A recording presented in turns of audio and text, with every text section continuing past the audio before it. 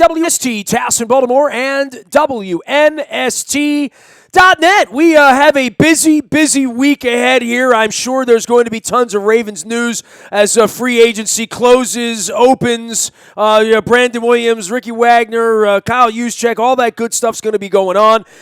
We abstained. I called an audible, and we decided to not go to Indianapolis last week. I know that makes the locals here happy. This guy had to go to Indianapolis last week. He covers all things Ravens as a writer and reporter for the Ravens digital team at BaltimoreRavens.com. He did some good work last week out in Indianapolis with Joe Ortiz as well as Eric DeCosta, chasing down Steve Smith, who's now working for a living. Got a real job, doesn't he, Garrett Downing? He's got the hard job now. The football stuff is easy. Now he's got to do the hard stuff like you and I, Nestor, working in the media world. Well, it wasn't a hard job being in Indianapolis when it's above freezing. I mean, when you're there and it's 8 degrees, it's a whole different thing. I mean, you actually got to walk around outside of those gerbil hamster, routines in that city there. For the Combine, it's grown so much. I mean, just watching it on TV, it's like I don't recognize it and I wasn't there. It's the first time I've actually sort of watched it on TV. But from the Ravens' perspective, it was a very quiet, workman-like couple of days, and the Ravens have been very slow to announce news. And let's be honest, Garrett, there's going to be a lot of news this week.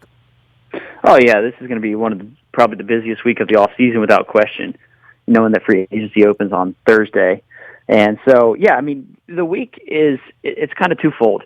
There's the scouting of the prospects and getting to know them and the interviews with them. I mean, these guys they get up around, 6:30, 7 in the morning. They get over there for weigh-ins, and they go all the way till 10 o'clock at night interviewing the prospects. Unless they get sent home to Alabama, right? Yeah, exactly. So, that's going on. There's that aspect of it. They're scouting them during the day. And then the other part of it, too, is that you have people like Ozzie Newsome and Pat Moriarty or Eric DeCosta that they're meeting with agents and trying to see what meeting with people like Brandon Williams' agent and seeing if they can get anywhere on those deals.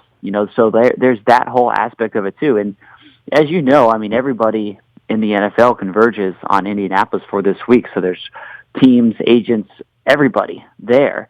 And so there's a lot of conversations that are happening behind the scenes that even though, it's kind of like a duck over the water, you can't see anything happening beneath the surface, but there's a lot of movement going on beneath the surface. And that's certainly the case for the Ravens and just about every other team in the NFL as well. Well, and you're trying to measure where the value is for Brandon Williams and for these players that you probably do want to bring back. I mean, I think everybody's been pretty on the level that they'd prefer to have Brandon Williams on the team. I think, I spent some time with him at the Super Bowl a couple weeks ago. I'm seeing him run around Disney World. He's so much fun to follow on Instagram now, isn't he? He's just a giant kid. Oh, yeah, Brandon.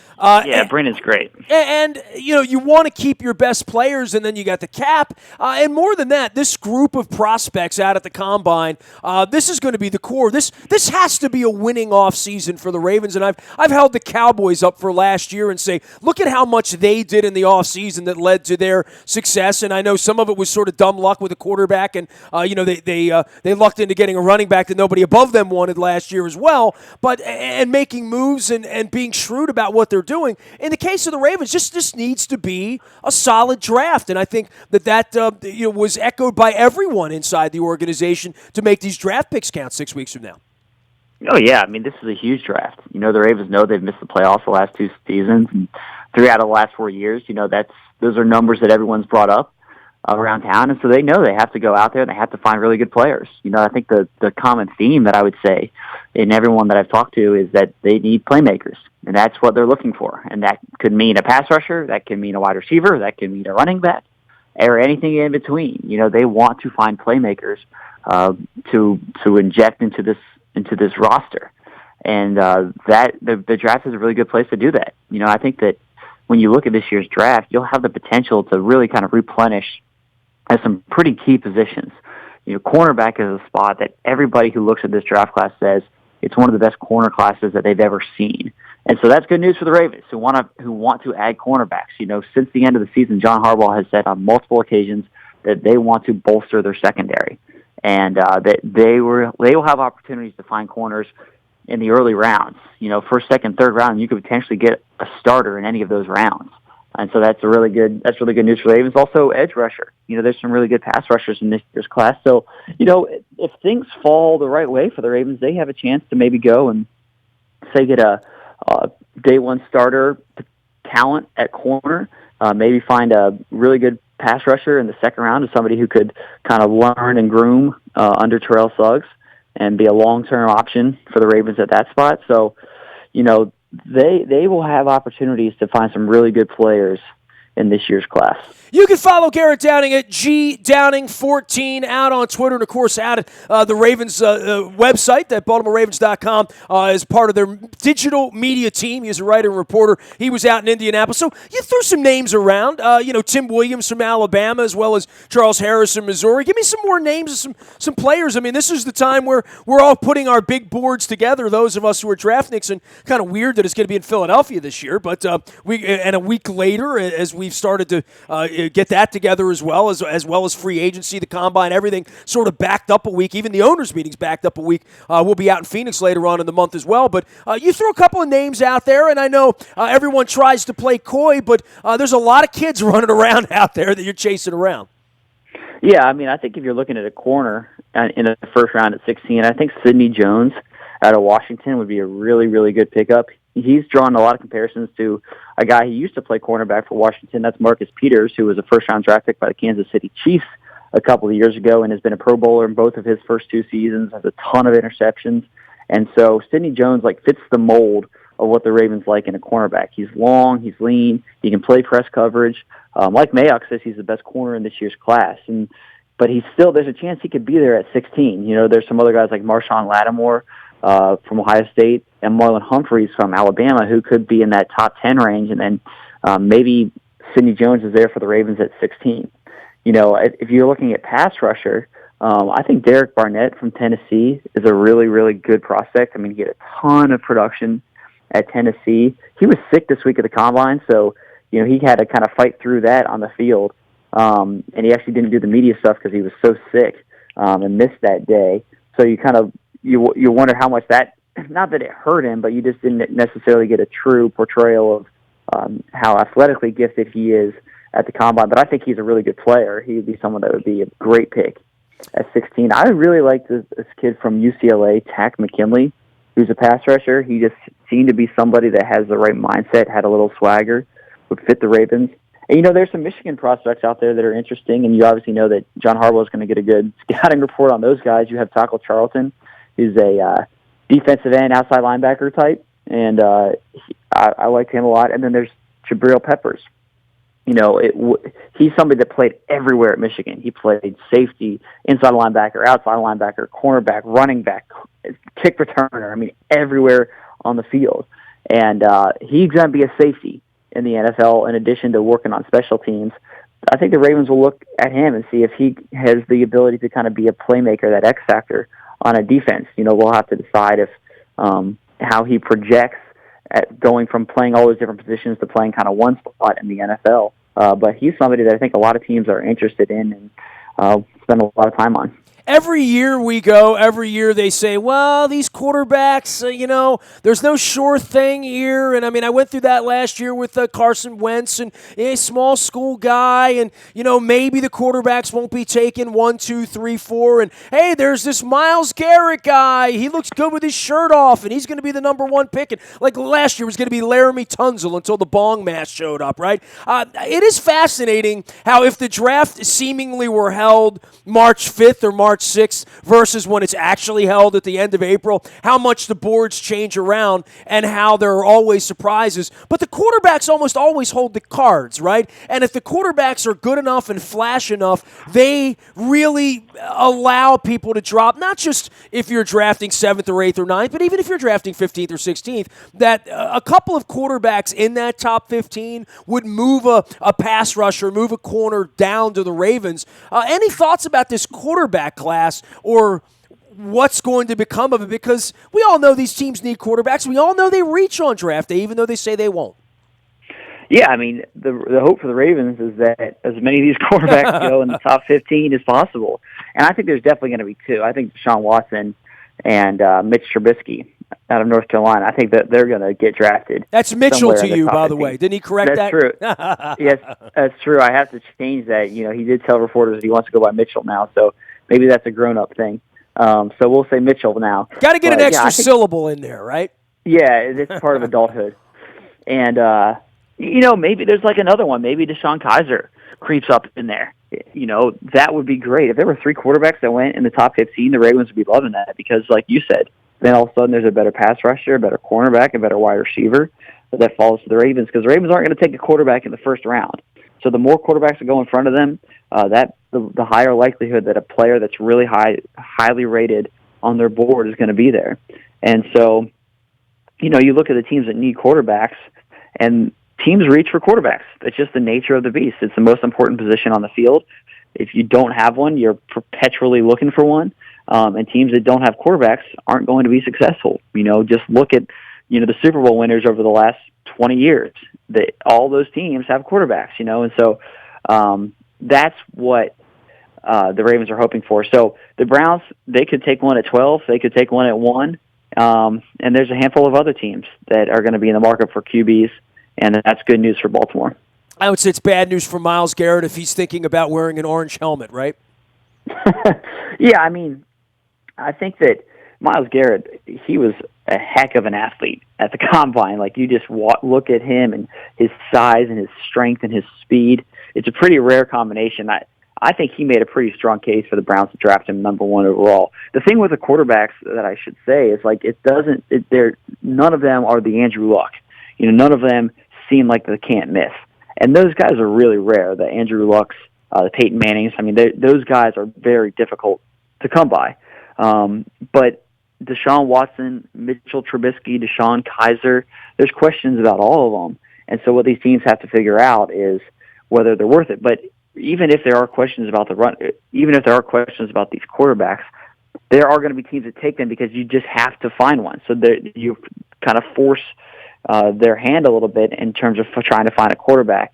And I think that will be, a really interesting storyline to see how it plays out on draft night. Well, you draft the wrong one, you won't have your job. And let's be honest, with Romo sort of floating around out there and Garoppolo floating around out there, Jay Cutler's going to hit the street. There are some other veteran quarterbacks that other teams are looking at to bring in that probably would be a quicker fix than Mitch or Mitchell Trubisky at this point. Yeah, that's another thing. Tyrod Taylor's another one. There's talk of A.J. McCarron being on the market for the Bengals. The Bengals said that they'll listen to offers if teams call, and they're talking about trading for A.J. McCarron. So what? That's 5 or 6 guys that we just rattled off that teams could use as, and none of them, with the exception of Romo and Cutler, are like really older guys. Tyrod's a young guy, Garoppolo's a young guy, A.J. McCarron's a young guy, and so they potentially could be long-term solutions at that position. Obviously, Tony Romo, if a team makes a play for him, he's a short-term stopgap for a couple of seasons. But, yeah, that could hurt the market a little bit, but I still think that there's going to be at least 2 quarterbacks that get drafted ahead of the Ravens this year.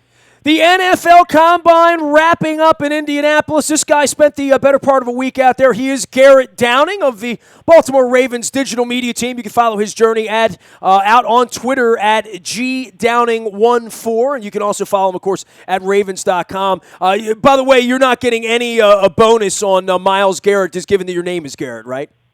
Yeah, that's actually what I really like about him. Anybody with a good name, you got to draft him high. Well, he'll be off the board by the time we get there, I'm sure. In the case of the Combine itself, I skipped this year. I've gone to, 10 of the last 12, and I remembered it being this little sleepy thing where they would cordon the media off in this little conference room, and there were only about 50 or 60 media members, and you'd have to wait at the end of this long ramp for all the coaches to come through, and there was always a cheerleading competition going on there, and moms and girls and pom-poms and outfits and all that kind of stuff, and practicing going on in that convention center. Now this thing, they've opened it up for fans who can come and watch guys bench press. And, they still lock the media out of the dome, but the thing's in HD, and you literally miss nothing. It really has become quite the circus, the Combine. And, the circus comes to town when a kid can't even get his medical straight without getting sent home. It's got a little tabloid feel to it. It's a little larger than life sometimes, isn't it? It's a massive event. There's hundreds of reporters that cover this thing. And this year they did move locations, so the media and all the media festivities were now in the convention center as opposed to in the actual stadium. But yeah, there's a lot happening. They had a whole NFL experience kind of set up there. There was tons of fans that rolled through that area, and it's a massive event. The NFL Network does a really good job, I think, of covering it. If you're watching it, you're right up on it. They have a ton of different analysts. Steve Smith being one of them. So they have some former players that are talking about their combine experience. So yeah, if you want to watch guys run sprints, you can just stay home and do it. I mean, I don't know what the benefit in that is. I like the commentary. I like listening to Mayock. I like NFL Network's coverage. I like talking to all the other reporters. I like talking to the players. But watching these guys you run wind sprints, like it's. My wife was watching it Sunday on television. I'm like, what are you doing? Like, I'm not interested in the guy. Although the kid plays in the 4.22 was kind of interesting, right? Right, because it's kind of like that. All of a sudden you're watching and it's just 40-yard dash after 40-yard dash, and then someone runs a 4.22 and everyone's excited about it. I do think that probably the combine and the hoopla and the excitement around it is probably a little overplayed. You have. At the end of the day, these guys aren't going to be playing football in tank tops and shorts. They're going to be in pads, and it's going to be 11 guys on the field, and they're not going to be running straight line 40-yard dashes. They're going to have to cut and turn and avoid tacklers and all that stuff. Do football stuff. Yeah, they have to do football stuff, and when it comes down to it. But I think it's the one thing that's interesting is you get to see how guys compete. You get to see everyone's in a level playing field at the combine, so you get to see who truly is the fastest and who moves well. And I think that it's a piece. Like when I talk to our front office execs and our personnel guys, basically the combine is a piece of the puzzle. The game tape, obviously, I think is probably trumps everything else, but the combine gives them, if someone you wonder, is he really, he's listed at 6'1", is he really 6'1", and then you see he's 5'11 and a half.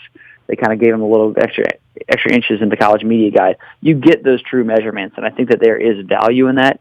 But I don't think that it's not like teams, particularly the Ravens, who've been really good at drafting, they go to the combine, all of a sudden they come back and they blow up their board and they just take all the guys that look good in shorts and tank tops. That's not really how it works. He is Garrett Downing, back from Indianapolis. Next year, the shrimp cocktail's on me, as promised. I did. I didn't miss anything not being there at the Combine, and I thought John's press conference kind of spoke for itself, and the fact that the team hasn't released anyone or made public any of the information during the Combine. But I did miss out on Friday and Saturday night when I saw what all you media types were eating. The steaks, the shrimp cocktails, the beverages, all that excitement in downtown. And the Circle Center Mall will never be the same. So I'll get there next year, though, I'll hold you to that shrimp cocktail promise. Well, I just want to see what you look. I'm going to make you eat the cocktail sauce now. I love it. I'm a big fan. Yeah, I want to see your eyes water up and see you tear up on me, Gary. Yeah, it does. It gets you. It clears out your sinuses, but I'm okay with that. It's good stuff. It's going to be a wild week at your place. Garrett's going to be out in Owings Mills. He'll be keeping you up to date on everything going on with the Ravens this week. And, of course, the WNST Tech Service will have the news first. That's all brought to you by Coons Ford of Security Boulevard. Garrett, great having you on. We're going to send everybody out to Twitter to follow you at GDowning14. And, of course, great work out of Ravens.com. Cool off. We got plenty of time left here before we got to go to Philadelphia in 6 weeks. Sounds good, Nestor. Thanks for having me on. You got it. Garrett Downing, great to have him on as well from the Ravens digital media team. You can find me out in the Bahia Toyota Audio Vault 24 hours a day from anywhere in the world on your mobile device by downloading the TuneIn radio app. We do come in crystal clear, even in New Zealand. I saw it for myself. The morning newspaper ships to your email inbox at 7 a.m. That's all brought to you by our friends at Planet Fitness and PlanetFitness.com. It's still $10 a month to get in the best shape of your life there. And last but never least, the breaking news is going to happen. I promise you there will be news out of the Ravens this week. Certainly the Orioles are going to start shipping some guys around. We got the World Baseball Classic happening this week. If there is breaking news, it happens first on your WNST Tech Service. About 10,000 of you on there now. It's all brought to you by Coons Ford of Security Boulevard. And Dennis will be here on Thursday driving you home and getting you ready for the weekend. We got Big Ten tournament. We got the Caps and the Wizards on the West Coast. Orioles are playing every day. It's a good time to be a sports fan around here. I'm Nestor. Nasty at WNST.net reaches me. We're broadcasting live on Facebook Live as well as our YouTube WNSTV channel around the clock on the internet, as well as at Snapchat, Instagram, LinkedIn, anywhere the internet goes, that's where we are. We are WNST.net, AM 1570 and WNST Towson, Baltimore, and we never stop talking Baltimore sports.